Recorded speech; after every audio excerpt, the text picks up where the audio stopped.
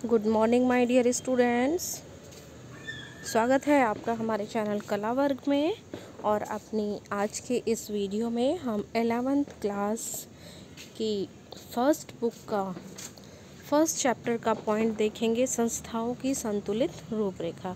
इससे पहले के जो पॉइंट है वो हमने अपनी पहली वीडियो में बना दिए थे, आप उनको देख लीजिएगा। तो हम और एक और इम्पोर्टेंट बात, हमारा जो चैनल है वो विशेष रूप से 11th क्लास के विद्यार्थी, 11th और 12th साथ साथ में ग्रेजुएशन, राजनीति विज्ञान स्पेशली, और इसी के साथ साथ हम कोशिश करेंगे कि आपके लिए अन्य सब्जेक्टों की, अन्य विषयों की जो वीडियो है वो भी हम आपको उपलब्ध कराएं। और हमारी जो ये वीडियो रहेंगी आपके लिए बिल्कुल फ्री रहेंगी। आप किसी विशेष टॉपिक पर अगर वीडियो चाहते हैं तो हमें कमेंट बॉक्स में कमेंट करिएगा, हम अपनी वीडियो को स्टार्ट करते हैं। और एक और बात, हमारे चैनल को लाइक, शेयर एंड सब्सक्राइब ज़रूर करिएगा यदि आपको यहाँ से कुछ लाभ मिलता है तो। और इन वीडियो को आप ज़्यादा से ज़्यादा विद्यार्थियों तक पहुँचाएं ताकि सभी इसका लाभ ले सकें। संस्थाओं की संतुलित रूपरेखा। संविधान को जनता नहीं, प्राय एक छोटा समूह ही नष्ट कर देता है, क्योंकि वह अपनी शक्तियाँ बढ़ाना चाहता है। ढंग से बनाए संविधान में शक्तियों को इस प्रकार बांट दिया जाता है जिससे कोई एक समूह संविधान को नष्ट ना कर सके। संविधान की रूपरेखा बनाने की एक कारगर विधि यह सुनिश्चित करना है कि किसी एक संस्था का सारी शक्तियों पर एकाधिकार ना हो। ऐसा करने के लिए शक्तियों को कई संस्थाओं में बांट दिया जाता है। उदाहरण के लिए ये कई संस्थाओं में बांटना कहलाता है शक्ति का या सत्ता का विकेंद्रीकरण। एक सत्ता का केंद्रीकरण होता है जहाँ पर सारी शक्तियाँ एक ही जगह केंद्रित हो जाती हैं, और दूसरा शब्द है हमारा सत्ता का विकेंद्रीकरण। सत्ता के विकेंद्रीकरण का मतलब होता है कि शक्तियों का बंटवारा कर देना, बांट देना, उच्च स्तर से निम्न स्तर की तरफ बांट देना। उदाहरण के लिए भारतीय संविधान शक्ति को एक समान धरातल पर विधायिका, कार्यपालिका और न्यायपालिका जैसे संस्थाओं और स्वतंत्र वैधानिक निकाय जैसे निर्वाचन आयोग आदि में बांट देता है। इससे यह सुनिश्चित हो जाता है कि यदि कोई एक संस्था संविधान को नष्ट करना चाहे तो अन्य दूसरी संस्थाएं उसके अतिक्रमण को नियंत्रित कर लेगी।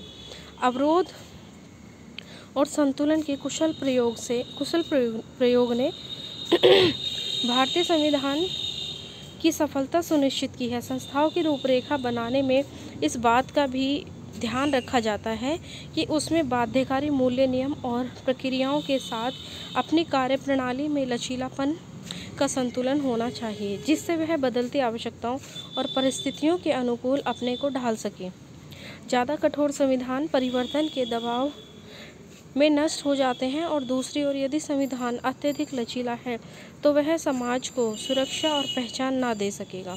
सफल संविधान प्रमुख मूल्यों की रक्षा करने और नई परिस्थितियों के अनुसार स्वयं को ढालने में एक संतुलन रखते हैं। आप भारतीय संविधान निर्माताओं की समझदारी को 9वें अध्याय में एक संवैधानिक जीवन दस्तावेज में पढ़ेंगे,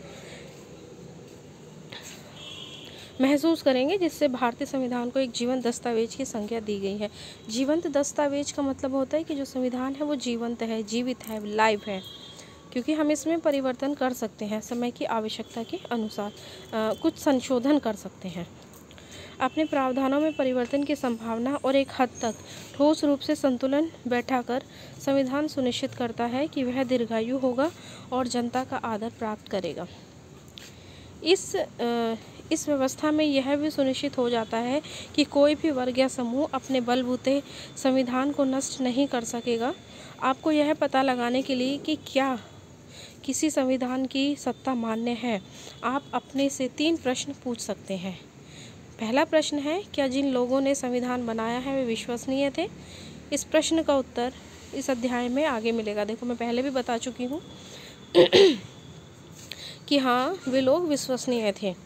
दूसरा प्रश्न है, क्या संविधान में सुनिश्चित किया गया है कि सूझबूझ के साथ शक्ति को इस प्रकार संगठित किया जाए कि किसी एक समूह के लिए संविधान नष्ट करना आसान ना हो?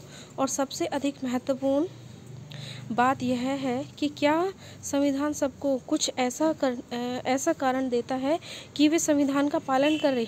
इस पुस्तक के अधिकतर हिस्से में इसी प्रश्न का उत्तर दिया गया है और मैंने पहले भी आपको बताया था कि क्योंकि हमारे संविधान में सभी के लिए व्यवस्था की गई है, इसीलिए सभी इसका सम्मान करेंगे।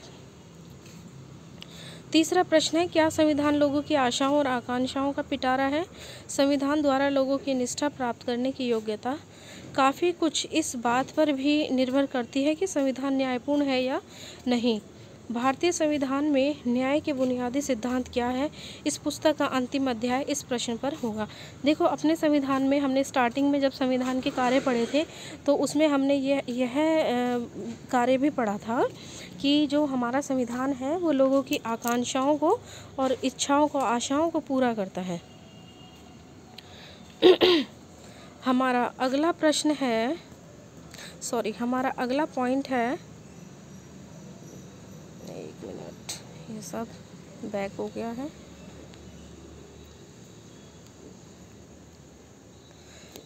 भारतीय संविधान कैसे बना? इससे पहले हम अपना ये कार्टून देख लेते हैं।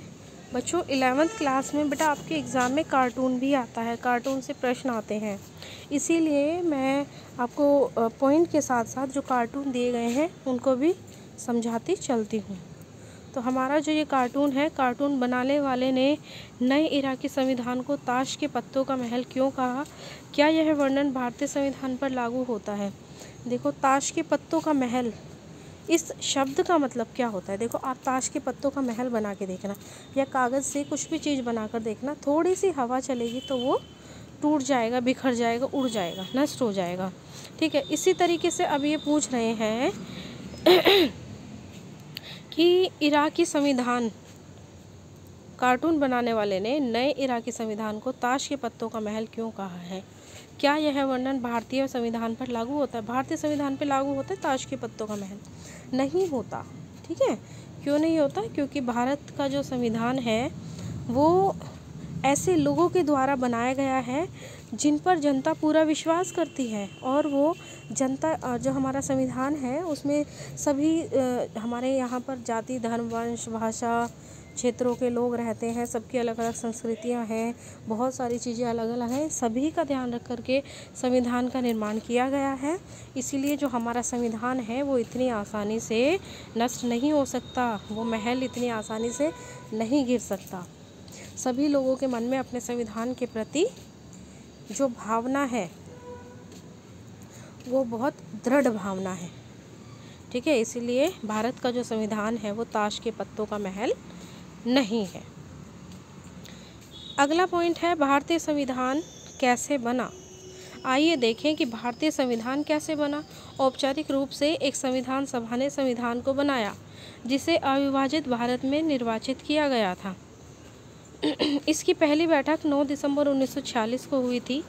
देखो, भारत का जो संविधान है वो कैबिनेट मिशन योजना की सिफारिश पर बना था। ये प्रश्न पेपर में पूछ लिया जाता है। तो भारतीय संविधान सभा की, और भारतीय संविधान का निर्माण किसने किया था? संविधान सभा ने किया था। इसकी पहली बैठक 9 दिसंबर 1946 को हुई और फिर 14 अगस्त 1947 को विभाजित भारत के संविधान सभा के रूप में इसकी पुनः बैठक हुई।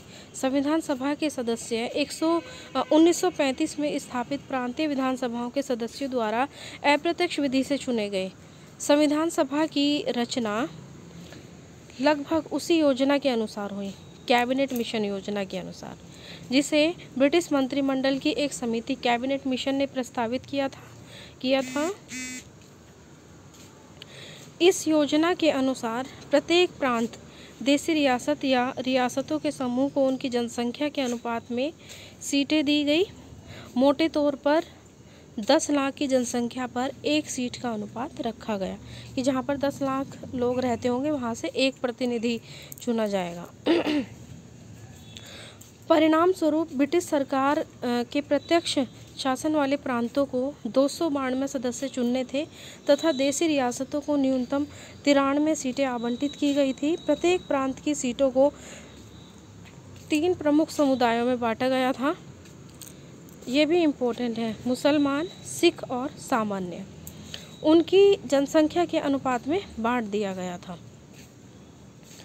प्रांतीय विधानसभाओं में प्रत्येक समुदाय के सदस्यों ने अपने प्रतिनिधियों को चुना और इसके लिए उन्होंने समानुपातिक प्रतिनिधित्व और एकल संक्रमण मत पद्धति का प्रयोग किया। देशी रियासतों के प्रतिनिधियों के चुनाव का तरीका उनके परामर्श से तय किया गया। अध्याय के पिछले भाग में उन तीनों कारकों पर प्रकाश डाला गया जो संविधान को प्रभावी और सम्मान के योग्य बनाते हैं। भारतीय संविधान इस परीक्षा में किस हद तक कामयाब होगा, ठीक है, सफल हो पाएगा, नहीं हो पाएगा। अब तक हम देख रहे हैं कि हमारा संविधान बिल्कुल सफल संविधान है। अब हम इस बॉक्स को पढ़ लेते हैं। इसमें क्या दिया है,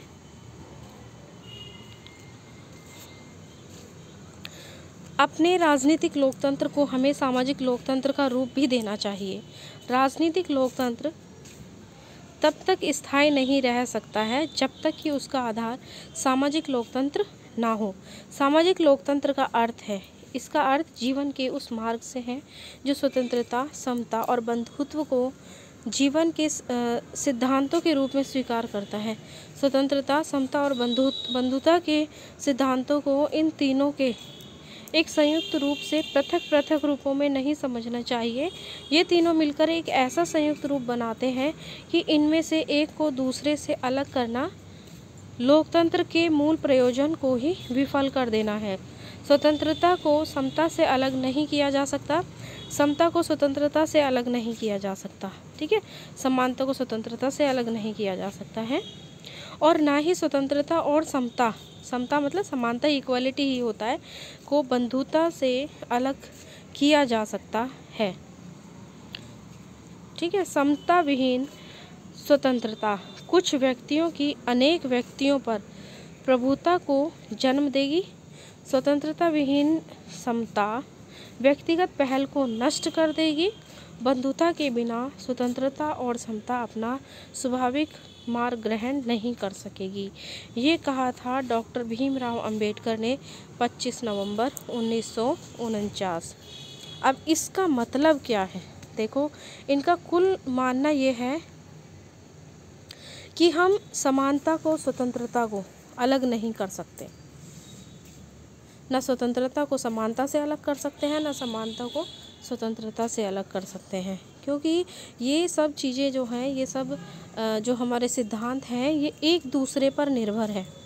यदि हमने स्वतंत्रता ख़त्म कर दी तो समानता नहीं रहेगी, और यदि हमने समानता ख़त्म कर दी तो स्वतंत्रता नहीं रहेगी। हमारा अगला पॉइंट है संविधान सभा का प्रारूप। 3 जून 1947 की योजना के अनुसार विभाजन के बाद वे सभी प्रतिनिधि संविधान सभा के सदस्य नहीं रहे जो पाकिस्तान के क्षेत्रों से चुनकर आए थे। संविधान सभा के वास्तविक सदस्यों की संख्या घटकर 299 रह गई। इनमें से 26 नवंबर 1949 को कुल 284 सदस्य उपस्थित थे। इन्होंने ही अंतिम रूप से पारित संविधान पर हस्ताक्षर किए थे।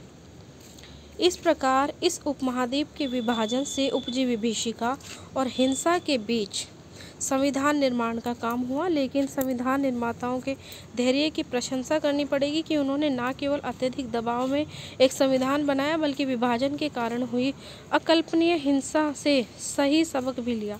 भारत के संविधान ने नागरिकता की एक नई अवधारणा प्रस्तुत की। इसके अंतर्गत अल्पसंख्यक न केवल सुरक्षित होंगे, बल्कि धार्मिक पहचान का नागरिक अधिकारों पर, धार्मिक पहचान पर नागरिक अधिकारों पर भी कोई प्रभाव नहीं पड़ेगा। लेकिन संविधान सभा के गठन का यह विवरण केवल सतही तौर पर ही हमें बताता है कि संविधान वास्तव में बना कैसे। यद्यपि हमारी संविधान सभा के सदस्य सार्वभौमिक वयस्क मताधिकार के आधार पर नहीं चुने गए थे, पर उसे ज़्यादा से ज़्यादा प्रतिनिधिपरक बनाने का गंभीर प्रयास किया गया। सभी धर्मों के सदस्यों को ऊपर बताई गई विधि से प्रतिनिधित्व दिया गया। इसके अतिरिक्त संविधान सभा में अनुसूचित जातियों के 28 सदस्य थे। इसको यह इम्पोर्टेंट है। जहाँ तक राजनीतिक दलों का सवाल है, विभाजन के बाद संविधान सभा में कांग्रेस का वर्चस्व था और उसे 82 सीटें प्राप्त हुई थी। लेकिन कांग्रेस स्वयं विविधताओं से भरी हुई एक ऐसी पार्टी थी जिसमें लगभग सभी विचारधाराओं की नुमाइंदगी थी। अगला पॉइंट है संविधान सभा के कामकाज की शैली। इससे पहले हम अपना ये कार्टून देख लेते हैं।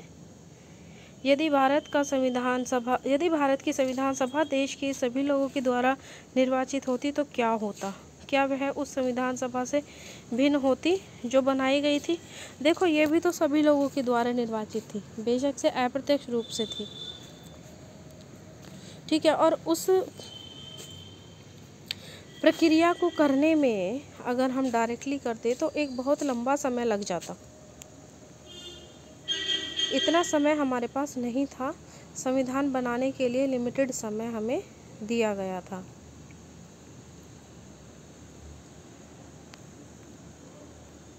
चलिए हम अपना अगला पॉइंट स्टार्ट करते हैं। अब संविधान सभा के कामकाज की शैली। देखो, संविधान सभा के कामकाज की जो शैली थी वो चर्चा करना था।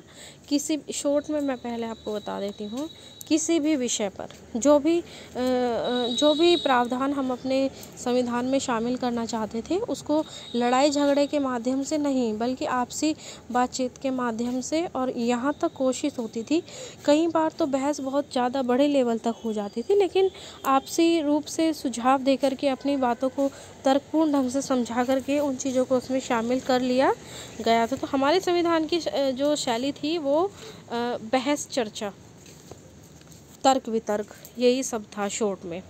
अब इसको हम डिटेल में पढ़ लेते हैं। हमारा उद्देश्य डिटेल में पढ़ना है।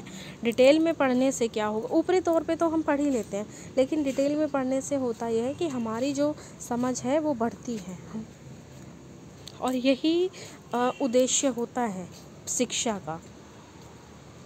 चलिए, संविधान सभा के कामकाज की शैली। संविधान सभा की सत्ता केवल इस बात पर ही नहीं टिकी थी कि वह मोटे तौर पर, हालांकि पूर्ण रूप से नहीं, मोटे तौर पर सबका प्रतिनिधित्व कर रही थी। संविधान बनाने के लिए अपनाई गई प्रक्रिया और सदस्यों के विचार विमर्श की जड़ में छुपे मूल्यों से ही संविधान सभा की लोकप्रिय सत्ता का आधार था। जहां प्रतिनिधित्व का दावा करने वाली किसी सभा के लिए वांछनीय है कि उसमें समाज के विभिन्न वर्ग सहभागी हो, वहीं यह भी महत्वपूर्ण है कि वे केवल अपनी पहचान या समुदाय का ही प्रतिनिधित्व ना करें। संविधान सभा के सदस्यों ने पूरे देश के हित को ध्यान में रखकर विचार विमर्श किया। सदस्यों में प्राय मतभेद हो जाते थे, लेकिन सदस्यों द्वारा अपने हितों को आधार बनाकर शायद ही कोई मतभेद हुआ हो। ये मतभेद वास्तव में वैध सैद्धांतिक आधार पर थे। हालांकि संविधान सभा में अनेक मतभेद थे। भारत में शासन प्रणाली केंद्रीकृत होनी चाहिए या विकेंद्रीकृत, राज्य के बीच कैसे संबंध होने चाहिए, न्यायपालिका की क्या शक्तियाँ होनी चाहिए, क्या संविधान को संपत्ति के अधिकारों की रक्षा करनी चाहिए, लगभग उन सभी विषयों पर गहराई से चर्चा हुई जो आधुनिक राज्य की बुनियाद है। संविधान का केवल एक ही प्रावधान ऐसा है जो लगभग बिना किसी वाद विवाद के पास हो गया। यह प्रावधान सार्वभौमिक मताधिकार का था, जिसका अर्थ है कि संविधान जाति, शिक्षा, लिंग और आय के आधार पर भेदभाव के बिना सभी नागरिकों को एक निश्चित आयु प्राप्त कर लेने पर वोट देने का अधिकार होगा। सदस्यों ने इस पर वाद विवाद आवश्यक नहीं माना कि वोट देने का अधिकार किसे होना चाहिए, लेकिन इसके अतिरिक्त प्राय विषय पर गंभीर विचार विमर्श और वाद विवाद हुए। यही एक ऐसा विषय था जिस पर वाद विवाद नहीं हुआ वोट के ऊपर। इस सभा की लोकतांत्रिक मूल्यों के प्रति निष्ठा का इससे बढ़िया व्यवहारिक रूप कुछ हो ही नहीं सकता। संविधान सभा को असली ताकत इस बात से मिल रही थी कि वह सार्वजनिक हित का काम कर रही है। इसके सदस्यों ने चर्चा और तर्कपूर्ण बहसों पर काफ़ी जोर दिया। उन्होंने सिर्फ अपने हितों की बात नहीं की, बल्कि अपनी सोच और फैसले के पक्ष में अन्य सदस्यों को सैद्धांतिक कारण दिए। अपनी सोच के पक्ष में दूसरों से तर्कपूर्ण संवाद स्वार्थ या संकीर्णता से ऊपर उठा देता है। संविधान सभा में हुई चर्चा कई मोटे मोटे खंडों में प्रकाशित हुई है और हर अनुच्छेद को लेकर जैसे ही विस्तृत और बारीकी से बातचीत हुई है, वह सार्वजनिक विवेक की भावना को सबसे प्रामाणिक ढंग से सामने लाती है। ये बहसें भी फ्रांसीसी और अमेरिकी क्रांति की तरह संविधान निर्माण के इतिहास में सबसे महत्वपूर्ण और यादगार अध्यायों में से हैं। अब हमारा अगला पॉइंट है कार्यविधि किस तरीके से काम करते थे। संविधान सभा की सामान्य कार्यविधि में भी सार्वजनिक विवेक का महत्व स्पष्ट दिखाई देता था कि विभिन्न मुद्दों के लिए संविधान सभा की 8 मुख्य कमेटियां थीं। मोटे तौर पर जवाहरलाल नेहरू, राजेंद्र प्रसाद, सरदार पटेल या B.R. अम्बेडकर इन कमेटियों की अध्यक्षता करते थे। ये ऐसे लोग थे जिनके विचार हर बात पर एक दूसरे के समान नहीं थे। अम्बेडकर तो कांग्रेस और गांधी के कड़े आलोचक थे और उन पर अनुसूचित जातियों के उत्थान के लिए पर्याप्त काम न करने का आरोप लगाते थे। पटेल और नेहरू बहुत से मुद्दों पर एक दूसरे से असहमत थे, फिर भी सबने एक साथ मिलकर काम किया। प्रत्येक कमेटी ने आम तौर पर संविधान के कुछ प्रावधानों का प्रारूप तैयार किया, जिन पर बाद में पूरी संविधान सभा में चर्चा की गई। आम तौर पर यह प्रयास किया गया कि फैसले आम राय से हो और कोई भी प्रावधान किसी खास हित के पक्ष में ना हो। कई प्रावधानों का निर्णय मत विभाजन करके भी लिए गए। ऐसे अवसरों पर भी हर सरकार का ध्यान रखा गया और हर सरोकार का ध्यान रखा गया और हर तर्क और शंका का समाधान बहुत ही सावधानी से किया गया। लिखित रूप में उनका जवाब दिया गया। 2 वर्ष 11 महीने और 18 दिन की अवधि में भारत का जो संविधान था वो तैयार हुआ। ये प्रश्न पेपर में पूछ लिया जाता है कि भारतीय संविधान को बनने में कितना समय लगा, तो 2 वर्ष 11 महीने और 18 दिन का समय लगा। कुल बैठकें 166 दिन तक चली। इसके सत्र अखबारों और आम लोगों के लिए खुले हुए थे। इसके बाद हमारा नेक्स्ट पॉइंट है राष्ट्रीय आंदोलन की विरासत। इससे पहले हम अपना ये छोटा सा ब्लॉग पढ़ेंगे। ये देखिए फोटो। संविधान सभा के अध्यक्ष डॉक्टर राजेंद्र प्रसाद और प्रारूप समिति के सभापति डॉक्टर B.R. अम्बेडकर एक दूसरे का अभिवादन करते हुए। जिन्होंने टोपी लगाई हुई है वो डॉक्टर राजेंद्र प्रसाद जी हैं। संविधान सभा के स्थायी अध्यक्ष और ब्लैक कोट में हैं, जो काले कोट में हैं, वो प्रारूप समिति के सभापति डॉक्टर B.R. अम्बेडकर जी हैं। अब इनमें कुछ बात हुई, देखो अभिवादन कर रहे हैं। जैसे मैंने महसूस किया, शायद ही किसी ने किया हो, कि प्रारूप समिति के सदस्यों विशेषकर इसके सभापति डॉक्टर अम्बेडकर ने अस्वस्थ होने के बावजूद कितने उत्साह और लगन के साथ कार्य किया। डॉक्टर अम्बेडकर को प्रारूप समिति में शामिल करने और इसके सभापति बनाने के निर्णय से बेहतर कोई और निर्णय नहीं हो सकता था। उन्होंने न केवल अपने चयन को न्यायोचित सिद्ध किया, बल्कि उन्होंने जो कार्य किया उसे भी गरिमा प्रदान की।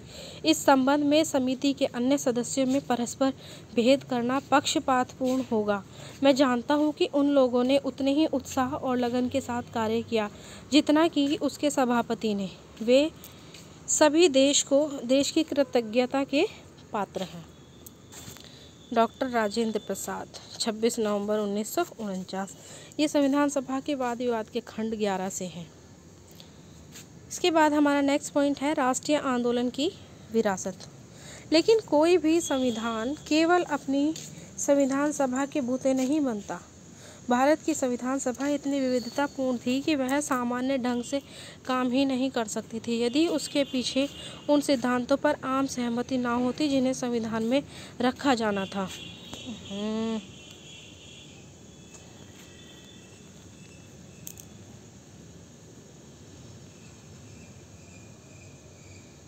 माफ़ करिएगा, बार बार ये क्लिक हो जाता है। और चलिए, इन सिद्धांतों पर स्वतंत्रता आंदोलन के दौरान सहमति बनी। एक तरह से संविधान सभा केवल उन सिद्धांतों को मूर्त रूप में आकार दे रही थी जो उसने राष्ट्रीय आंदोलन से विरासत में प्राप्त किए थे। संविधान लागू होने के कई दशक पूर्व से ही राष्ट्रीय आंदोलन में उन प्रश्नों पर चर्चा हुई थी जो संविधान बनाने के लिए प्रासंगिक थे, जैसे भारत में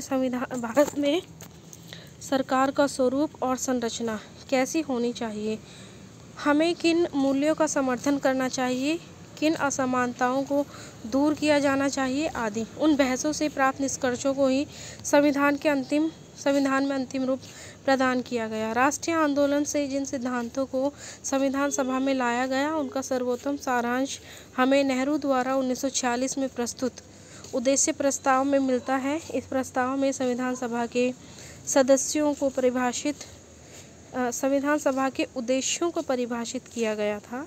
इस प्रस्ताव में संविधान की सभी आकांक्षाओं और मूल्यों को समाहित किया गया था। पिछले भाग में जिसे संविधान के मौलिक प्रावधान कहा गया था वह वास्तव में उद्देश्य प्रस्ताव में समाहित मूल्यों से प्रेरित और उनका सारांश है। इसी प्रस्ताव के आधार पर हमें संविधान में समानता, स्वतंत्रता, लोकतंत्र, संप्रभुता और एक सार्वजनीन पहचान जैसी बुनियादी प्रतिबद्धताओं को संस्थागत स्वरूप दिया गया। अतः हमारा संविधान केवल नियमों और प्रक्रियाओं की भूल भुलैया नहीं है, बल्कि यह एक ऐसी सरकार बनाने की नैतिक प्रतिबद्धता है जो राष्ट्रीय आंदोलन में लोगों को दिए गए आश्वासनों को पूरा करेगी। अगला पॉइंट है हमारा संस्थागत व्यवस्थाएं। क्या क्या किन किन संस्थाओं की व्यवस्था की गई है। संविधान को प्रभावी बनाने का तीसरा कारक है कि सरकार की सभी संस्थाओं को संतुलित ढंग से व्यवस्थित किया जाए। मूल्य सिद्धांत यह रखा गया कि सरकार लोकतांत्रिक रहे और जन कल्याण के लिए प्रतिबद्ध हो। संविधान सभा ने शासन के विभिन्न अंगों, विधायिका, कार्यपालिका और न्यायपालिका के बीच समुचित संतुलन स्थापित करने के लिए बहुत विचार मंथन किया। संविधान सभा ने संसदीय शासन व्यवस्था और संघात्मक व्यवस्था को स्वीकार किया, जो एक ओर विधायिका और कार्यपालिका के बीच तथा दूसरी ओर केंद्रीय सरकार और राज्यों के बीच शक्तियों का वितरण करती है। शासकीय संस्थाओं की सर्वाधिक संतुलित व्यवस्था स्थापित करने में हमारे संविधान निर्माताओं ने दूसरे देशों के प्रयोगों और अनुभव से कुछ सीखने में कोई संकोच नहीं किया। इसी प्रकार हमारे संविधान निर्माताओं ने अन्य संवैधानिक परंपराओं से कुछ ग्रहण करने से कोई परहेज नहीं किया। यह उनके व्यापक ज्ञान का प्रमाण है कि उन्होंने किसी भी ऐसे बौद्धिक तर्क या ऐतिहासिक उदाहरण की अनदेखी नहीं की जो उनके कार्य को संपन्न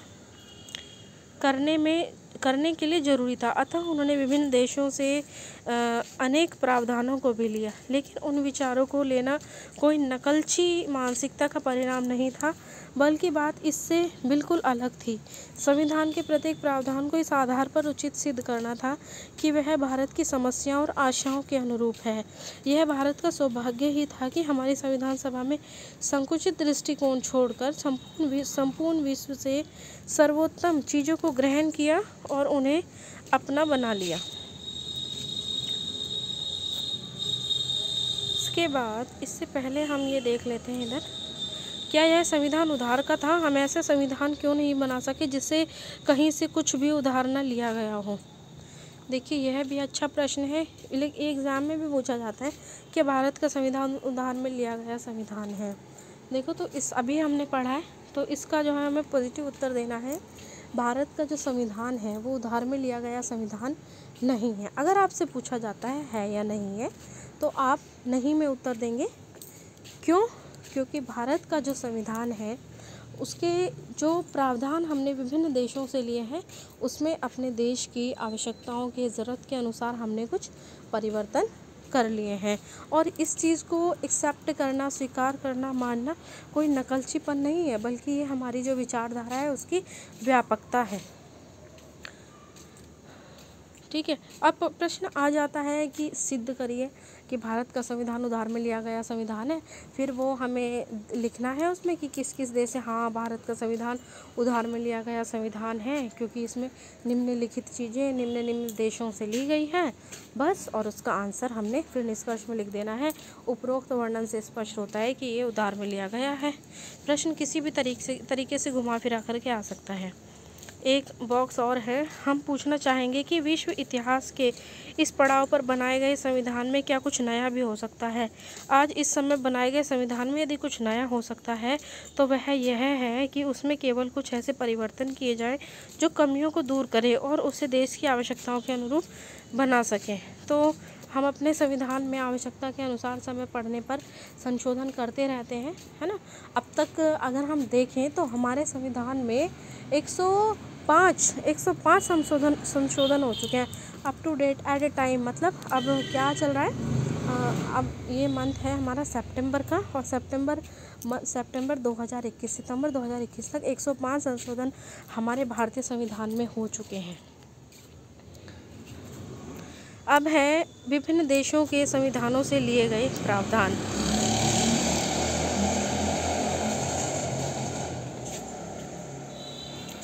ब्रिटेन के संविधान से सर्वाधिक मत के आधार पर चुनाव में जीत का फैसला, जिसको ज़्यादा वोट मिलेगी मतलब वो जीत जाएगा, ये ब्रिटेन से लिया गया है। ब्रिटिश संविधान से सरकार का संसदीय स्वरूप, कानून के शासन का विचार, विधायिका में अध्यक्ष का पद और उनकी भूमिका, कानून निर्माण की विधि। आयरलैंड के संविधान से राज्य के नीति निर्देशक तत्व लिए गए हैं। फ्रांस के संविधान से स्वतंत्रता, समानता और बंधुत्व का सिद्धांत। अमेरिका के संविधान से मौलिक अधिकारों की सूची और न्यायिक पुनरावलोकन की शक्ति और न्यायपालिका की स्वतंत्रता। कनाडा से एक अर्ध संघात्मक सरकार का स्वरूप, सशक्त केंद्रीय सरकार वाली संघात्मक व्यवस्था और अवशिष्ट शक्तियों का सिद्धांत। ये हमारा चैप्टर कंप्लीट होता है। इसका निष्कर्ष पढ़ लेते हैं। यह संविधान निर्माताओं की बुद्धिमत्ता और दूरदृष्टि का प्रमाण है कि वे देश को एक ऐसा संविधान दे सके जिसमें जनता द्वारा मान्य आधारभूत मूल्यों और सर्वोच्च आकांक्षाओं को स्थान दिया गया था। यही वह कारण है जिसकी वजह से इतनी जटिलता से बनाया संविधान न केवल अस्तित्व में है बल्कि एक जीवंत सच्चाई भी है।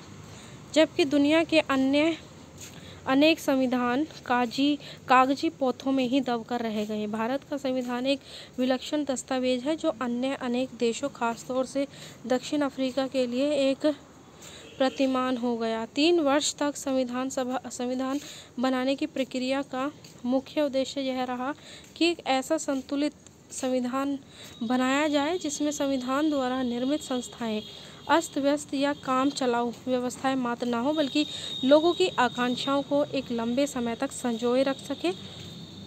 बाकी हम अगले अध्याय में पढ़ेंगे। ये हमारा कंप्लीट होता है और क्वेश्चन आंसर हम अपनी नेक्स्ट वीडियो में लेकर के आएंगे। तब तक आप हमारी वीडियो को देखते रहिए, लाइक करते रहिए, सब्सक्राइब करते रहिए। और प्यारे बच्चों, डिटेल में पढ़ने का उद्देश्य केवल यही है कि आपकी समझ का विकास हो, आप लोगों की समझ बढ़े। तो अपने इस चैनल को लाइक, शेयर एंड सब्सक्राइब जरूर करिए। कला वर्ग चैनल को देखने के लिए आपका बहुत बहुत धन्यवाद। थैंक यू बच्चों।